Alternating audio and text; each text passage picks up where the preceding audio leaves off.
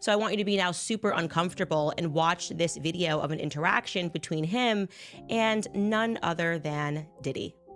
Take a listen. Justin, you ever seen the movie 48 Hours? Right now, he's having 48 hours with Diddy, him and his boy. They're having the times of their lives, like where we hanging out and what we doing. We can't really disclose, but it's definitely a 15-year-old's dream. I have been given custody of him. He signed to Usher. I had legal guardianship of Usher when he did his first album. I did Usher's first album. I don't have legal guardianship of him, but for the next 48 hours, he's with me. So and we gonna go full crazy. We're going crazy.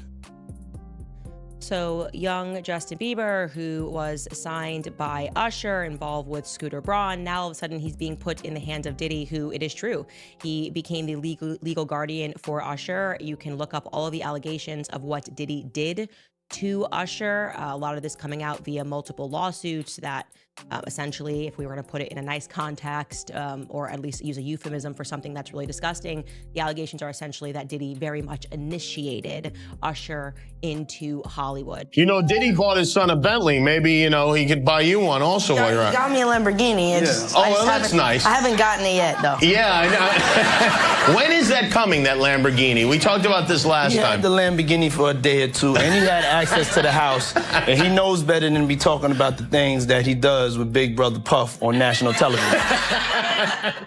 The clip that resurfaced was short, grainy, and almost surreal. Diddy, one of the most powerful figures in the music world, sat beside a young Justin Bieber, just 15 years old, bragging to cameras that he had custody of the boy for 48 hours. He smirked, laughed, and promised they were going to go crazy. For Candace Owens, watching that footage wasn't quirky or amusing, it was infuriating. She leaned forward, eyes burning, and told her audience exactly what she thought. This was not mentorship. This was not harmless. This was a glaring red flag that the world chose to ignore.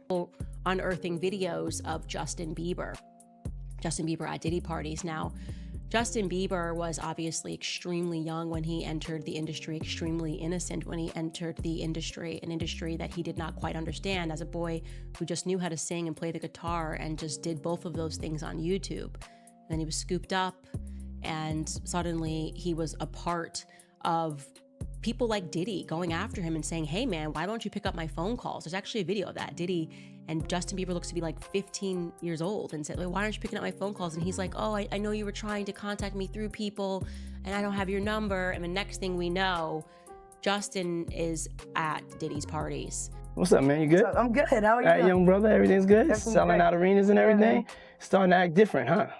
No, you ain't been calling me and hanging out the way we used to hang out. Well, you tried to get in contact with me, through all my, partners and whatnot. Mm-hmm. But you never really got my number, so. Correct. Okay. My number? Yeah. I'm gonna tell you my number. Yeah. Candace Owens has built her reputation on being fearless in the face of uncomfortable truths, and when she turned her attention to Diddy, her fury was unrestrained. She reminded viewers that Justin Bieber was a child at the time, an immensely talented kid from Canada who uploaded songs on YouTube, discovered by Scooter Braun and signed by Usher. His life changed overnight. He should have been surrounded by protectors, people who made sure he could navigate fame safely. Instead, he was placed in the orbit of Diddy, a man whose reputation was already questionable. He did an interview back in 2020 with Zane Lowe. I think this was on Apple Music. And he was speaking about another young artist that was coming up, Billie Eilish, and Eilish. And he was basically speaking about how he wanted to protect her because she was now another young person, a rising artist in the industry. And sort of out of nowhere, he became quite overcome with emotion. Take a listen. Did you feel protective of her? Yeah, I definitely feel protective of her. It was hard for me being that young and being in the industry and not knowing where to turn and everyone, telling me they love me and, just turn their back on you in a second. So yeah, it's hard because I want her to know that, she can count on me, but at the end of the day, I don't want to never gonna force myself to be in a relationship with her. It has to be natural, right? So I just kind of, you know, let her do her thing, and if she ever needs me, I'm gonna be here for her. But yeah, just protecting those moments, because people take for granted encounters, and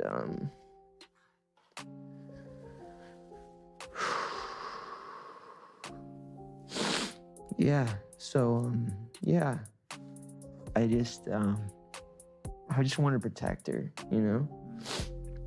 I don't want her to lose it. I don't want her to, you know, go through anything I went through. I don't wish that upon anybody.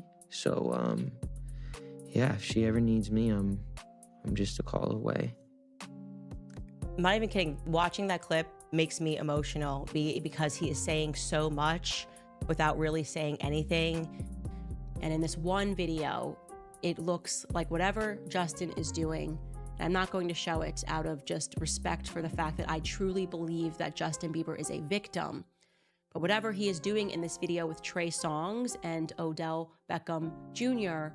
looks highly suspicious. I can show you a still from that video because I think the relevant part is Justin Bieber is not sober. He is clearly very heavily under the influence at this party. And if you remember that lawsuit that the producer Rodney dropped against Diddy, he said that unbeknownst to all of these people, they were being drugged at Diddy's parties, that they were pouring out the liquor bottles and replacing it with other drugs. He kept... to my limits. Oh, I got the bad. I gotta feel that experience. I'm coming back. It's all good. Happy New Year! Woo! Owens' voice sharpened as she replayed the infamous clip of Diddy confronting Bieber about not answering his calls. The teenager looked nervous, shifting in his seat, awkwardly explaining that he didn't even have Diddy's number.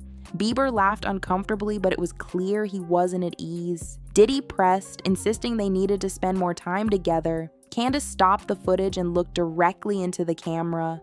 "That's not funny," she said. "That's not harmless. That is an adult exerting pressure on a child." Her outrage grew as she recalled how the media handled those moments. Instead of asking serious questions, they laughed.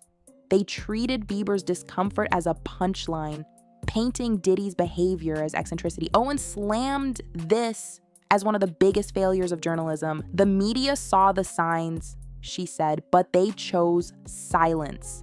They chose access. They chose to protect Diddy instead of protecting a child."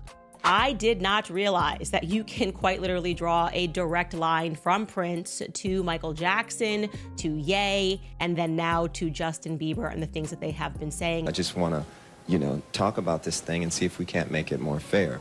Of course, they wouldn't change, because if they changed, they wouldn't really exist. There's a disintegration going on that we really have to address.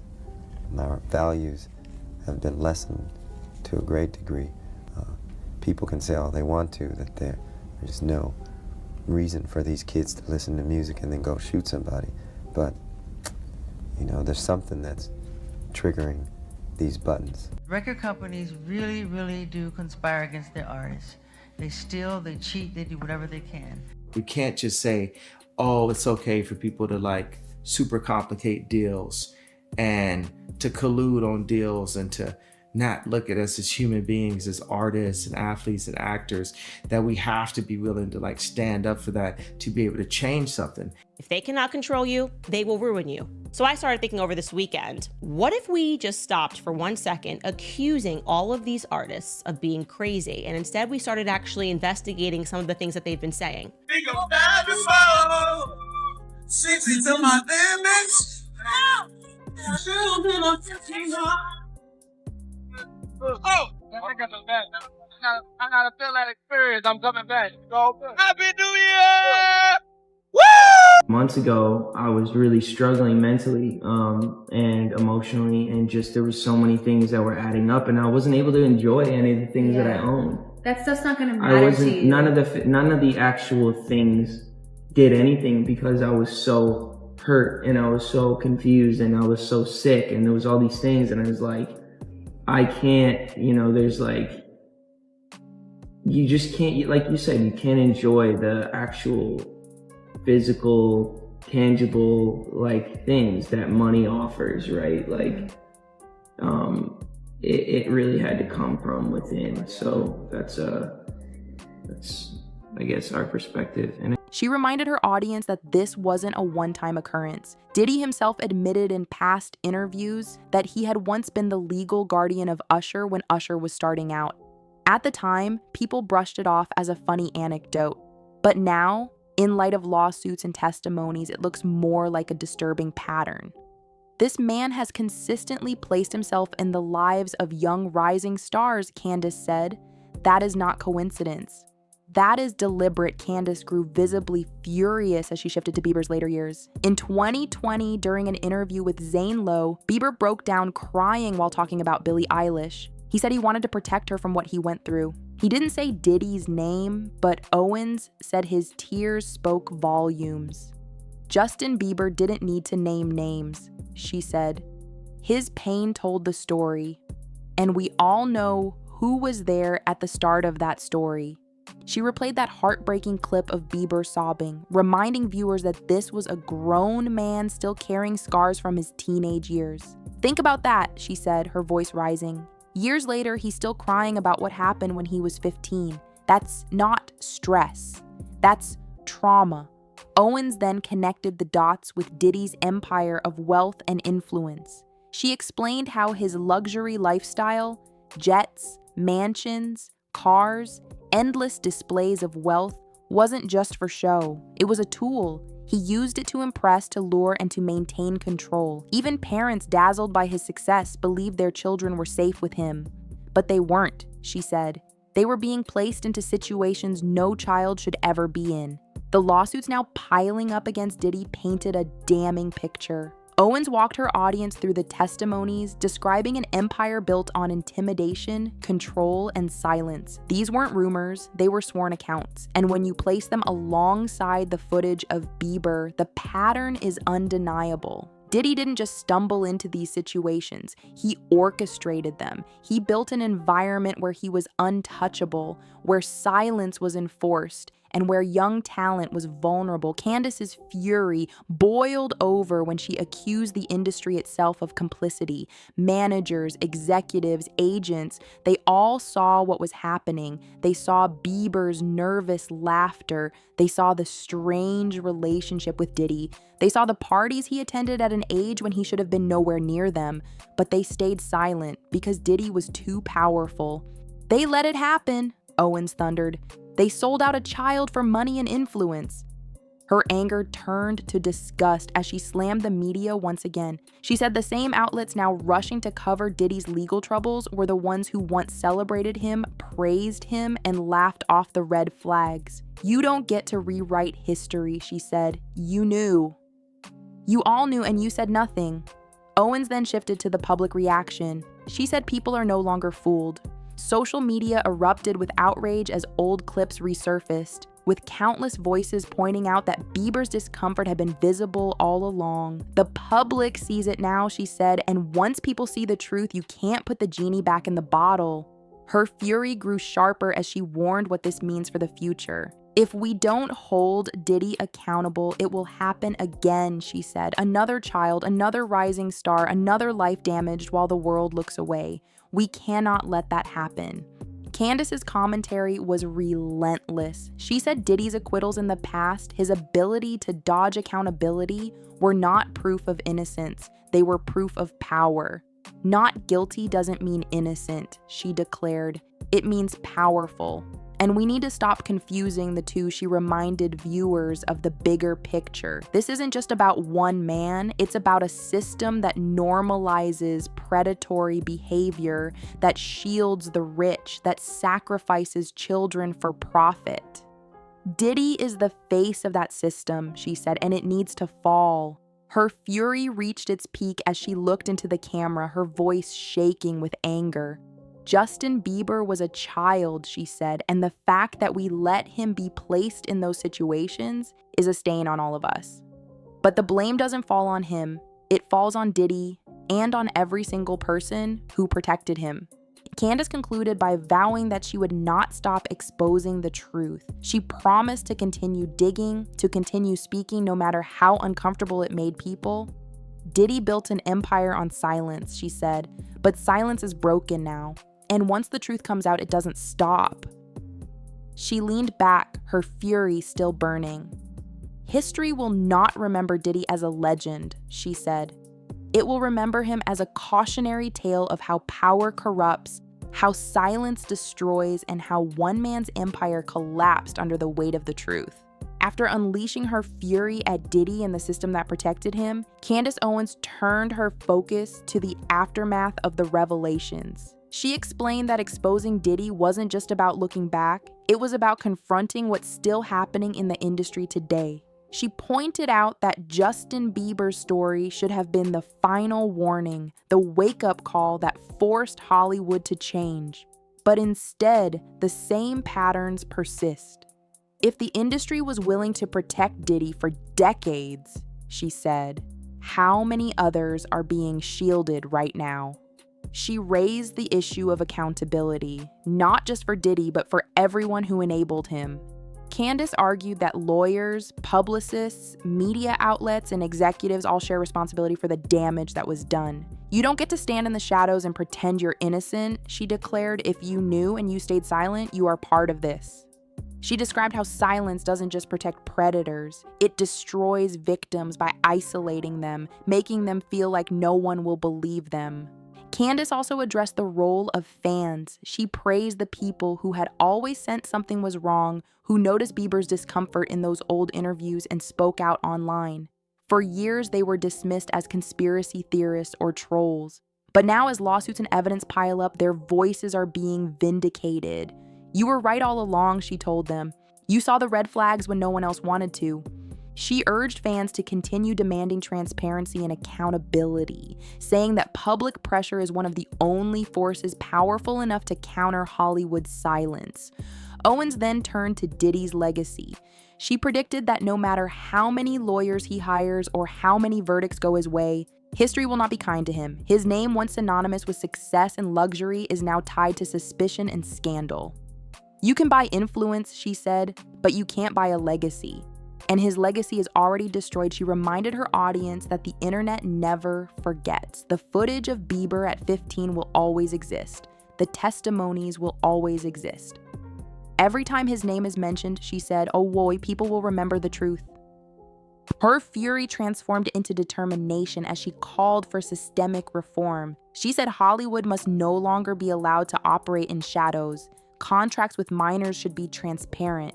Parents should be educated about the dangers of powerful figures inserting themselves into their children's lives. The media must be held accountable when they laugh off warning signs instead of investigating them. We cannot just expose Diddy, she said. We have to dismantle the system that created him. In a striking closing thought, Candace warned that the fall of Diddy is not the end, but the beginning. More names will surface, more stories will be told, and more walls of silence will collapse.